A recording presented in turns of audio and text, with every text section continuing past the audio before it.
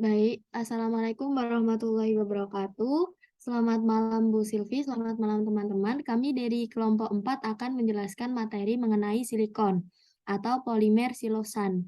R3SiO 3 kali dengan anggota saya sendiri RS Sania Faza Almazum Azmi dengan NIM 211420027. Saya Rian Almatin dengan NIM 211420065. Saya sendiri Nastafida Sarasanti dengan NIM 211420047. Dan yang terakhir ada saya Rofiansa dengan nomor induk mahasiswa 2114245. Oke, next slide.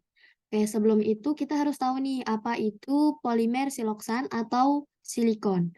Polimer siloksan atau silikon merupakan polimer yang dihasilkan melalui alkilasi dengan organik halida. CH3Cl atau C6H5Cl dengan elemental silikon dan adanya katalis pada suhu 200 derajat Celcius sampai 300 derajat Celcius dan tekanan 100 sampai 200 kPa untuk waktu reaksi selama 48 jam. Jadi reaktor yang digunakan merupakan cylindrical column fitted dengan screw type, agitator, dan jaket. Di CH3 2SiC3 dan sialines yang menghasilkan polimer siloksan ini akan menghasilkan polimer-polimer lain. Next slide. Oke, sebelum itu kita juga harus tahu sejarah dari silikon tersebut.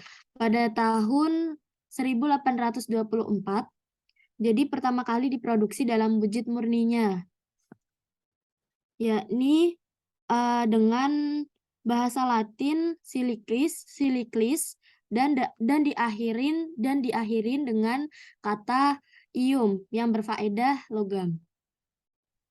Pada tahun 1831 namanya diganti menjadi silikon ketika sifat-sifat fisiknya lebih mirip dengan karbon dan boron. Unsur kimia ini ditemukan oleh Johannes Jacob Berzelius. Selanjutnya, silikon dengan bahasa Latin silicum merupakan unsur kimia yang mempunyai simbol Si dan atom 14. Bisa dilihat di gambar tersebut. Next slide.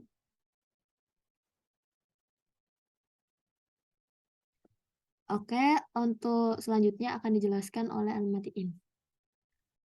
Baik, di sini saya akan menjelaskan tentang kadar silika.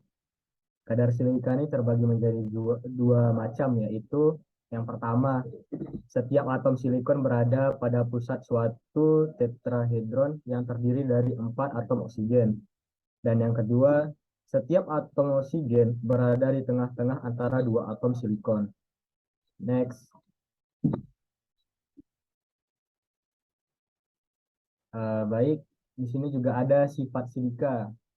Sifat silika ini juga terbagi menjadi dua. Yang pertama sifat fisika dan yang kedua sifat kimia. Sifat fisikanya bisa kita lihat di tabel 2, yaitu nama IUPAC atau silikon dioksida, nama lain kuarsa, silika, silikat, dioksida, silikon 4 oksida. Rumus molekulnya SiO2, massa molarnya 60,08 G mol pangkat -1. Penampilan kristal transparan, titik leburnya 1600 sampai 1725 derajat Celcius. Titik didihnya 2230 derajat Celcius. Dari sumber Akademia 2009. Yang kedua itu ada sifat kimianya. Mineral silika mempunyai berbagai sifat kimia antara lain sebagai berikut. Yang pertama itu ada reaksi asam. Silika relatif tidak reaktif terhadap asam kecuali terhadap asam hidroklorida dan asam fosfat. Yaitu bisa kita lihat reaksinya SiO2 dalam kurung S tambah 4HF dalam kurung AQ menjadi SiF4 dalam kurung AQ tambah 2H2O dalam kurung 1. Dalam asam berlebih reaksinya adalah yang mula-mula SiO2 tambah 6HF menjadi H2 dalam kurung SiF6 kurung AQ tambah 2H2O kurung 1. Yang kedua yaitu reaksi basa.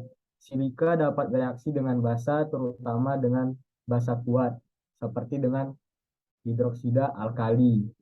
SiO2 dalam kurung S tambah 2NaOH dalam kurung AQ menjadi Na2SiO3 tambah H2O.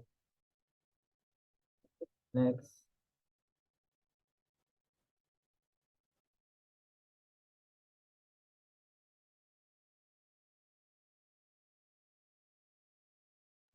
Baik, berikutnya akan dijelaskan oleh teman saya, saudara Hasta.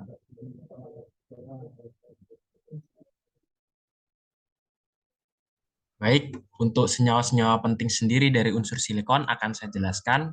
Yang pertama ada silikon padat, yang mana silikon padat ini menyerupai karet penghapus.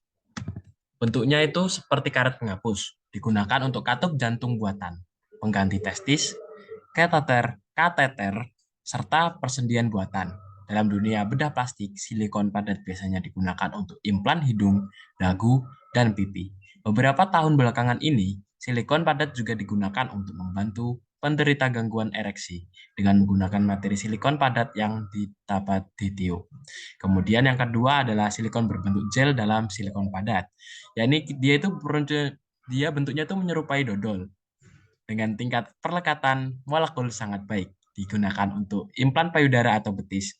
Jika dibelah, tidak akan meleleh atau menyebar, tapi tetap mengikuti bentuk wadah penyimpanannya. Yang ketiga ada silikon berbentuk cair, yang mana bentuknya itu cair dalam dunia medis. Menurut Dr. Doni V.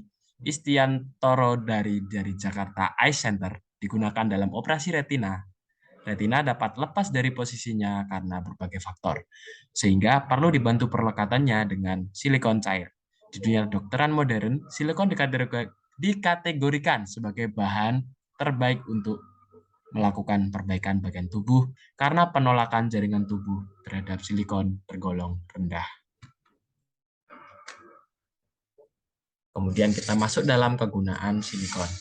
Kegunaan silikon ini yang pertama ada untuk membuat bahan bangunan dalam bentuknya sebagai pasir dan tanah liat. Jadi dia itu dapat digunakan untuk membuat bahan bangunan seperti batu bata dan batu tungku pemanas. Silika sebagai pasir merupakan bahan utama untuk pembuatan gelas juga.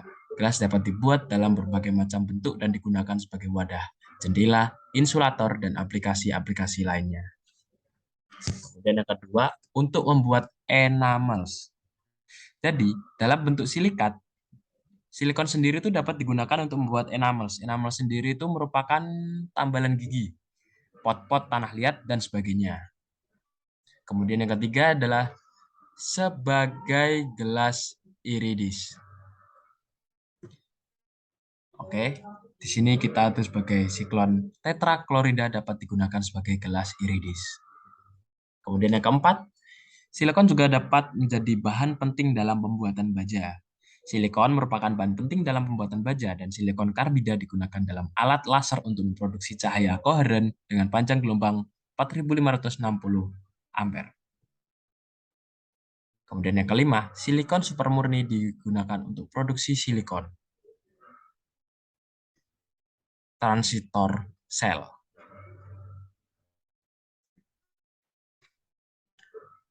Next. Mungkin untuk ini akan dijelaskan oleh teman saya. Persilakan. Baik, terima kasih atas waktunya. Sekarang adalah pembuatan silikon. Nah, dalam bentuk kristalnya ini silikon berwarna abu-abu atau hitam. Silikon dibuat dari silika dengan kokas sebagai reduktornya. Campuran silika dan kokas dipanaskan dalam suatu tanur listrik pada suhu sekitar 3000 derajat Celcius, di mana reaksinya yaitu SiO2 ditambah C menghasilkan Si dan 2CO. Kemudian pembuatan silikon ultramurni ini dilakukan mula-mula silikon biasa ini direaksikan dengan klorin sehingga terbentuk silikon tetraklorida, suatu zat cair yang mudah menguap dengan titik didih 58 derajat Celcius, yaitu reaksinya Si ditambah 2Cl2 menjadi SiCl4. Selanjutnya, SiCl4 ini dimurnikan dengan distilasi bertingkat. Selanjutnya, direduksi dengan mengalirkan campuran uap SiCl4 dengan gas hidrogen melalui suatu tabung yang dipanaskan. Dengan cara ini dapat diperoleh silikon ultramurni yang pengotornya hanya sekitar 10%. Reaksinya yaitu SiCl4 ditambah 2H2 menjadi Si ditambah 4HCl. Next.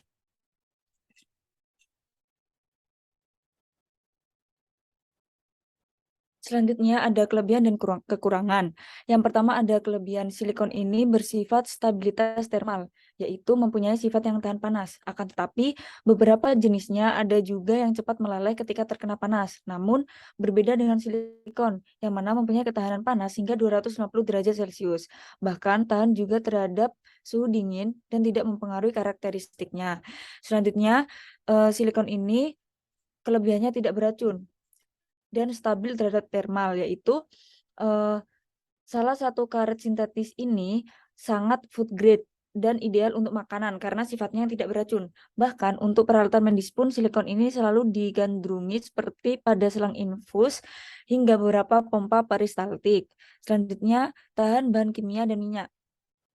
Pada beberapa bagian benda-benda yang bersinggungan dengan minyak akan dipanaskan perantara silikon ini agar mencegah ikatan atau kelengketan, seperti pada wajan atau pada cetakan kue. Selanjutnya, silikon ini kelebihannya tahan panas matahari. Selain tahan pada suhu panas maupun dingin, baik karena pemanasan atau pendinginan, silikon juga tahan terhadap terik matahari. Jadi kondisi ini ditemukan pada beberapa konstruksi bangunan seperti panel surya yang dipasang material silikon. Hal ini bertujuan untuk menahan suhu tinggi atau rendah yang disebabkan oleh matahari karena elastisitasnya yang stabil. Yang terakhir ada tahan penuaan.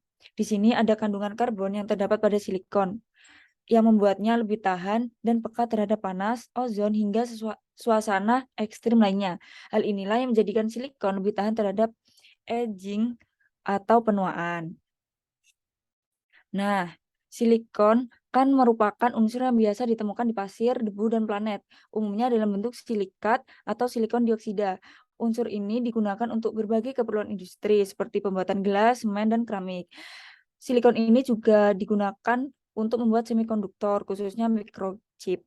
Namun, silikon ini juga memiliki berbagai kelemahan atau kekurangan, yaitu yang pertama ada fleksibilitas, di mana kerugian dari silikon ini biasanya tergantung pada elemen apa yang digunakan untuk memproduksi. Misalnya, ketika digunakan untuk membuat peralatan panggang, bahan memasak yang terbuat dari logam tersebut bersifat terlalu fleksibel, yang mempengaruhi bagaimana produk yang dipanggang dikeluarkan dari oven. Bakeware dibuat menggunakan tekukan silikon pada saat makanan yang dipanggang sedang dikeluarkan, yang menyebabkan makanan tertekuk dan pecah. Jika jumlah makanan yang dimasak banyak, dibutuhkan waktu yang lama untuk memasaknya. Selanjutnya, kekurangannya yaitu viskositasnya tinggi, yaitu ini digunakan dalam pembuatan karet silikon biasanya, yang merupakan polimer yang digunakan dalam pembuatan gasket dan insulasi. Karet silikon ini biasanya terlihat besar dan tebal. Karet memiliki viskositas tinggi dan menahan gaya yang memungkinkan air mengalir dengan mudah. Karet yang terbuat dari silikon ini harus disedot untuk mencegah akumulasi udara. Selanjutnya, kesulitan dalam membersihkan. Nah, ketika silikon ini digunakan untuk membersihkan segel di sekitar dasar toilet untuk mencegah kebocoran, sulit untuk dipasang dan dilepas dibandingkan dengan bahan alternatif seperti dempul. Saat melakukan perbaikan tertentu yang membutuhkan pengangkatan toilet, dibutuhkan waktu yang lama untuk membersihkan silikon tersebut. Selanjutnya yang terakhir ada kekurangan dalam mempertahankannya sebagai sealant, yaitu silikon menimbulkan masalah bagi pengguna dalam hal pemeliharaan bahan eksterior yang disegel menggunakan produk silikon. Tidak ada yang dapat menempel pada sealant sehingga permukaan yang disegel tidak dapat dicat ulang atau diwarnai. Ketika sealant benar-benar sembuh, juga sulit untuk dilepas. Sementara itu, Silen lain mudah larut dalam beberapa pelarut. Namun silen silikon ini sulit larut. Hal ini menimbulkan masalah pada pemeliharaan permukaan di mana silen silikon ini telah digunakan. Next. Baik, mungkin cukup sekian presentasi dari kelompok 4. Kurang lebihnya mohon maaf. Assalamualaikum warahmatullahi wabarakatuh.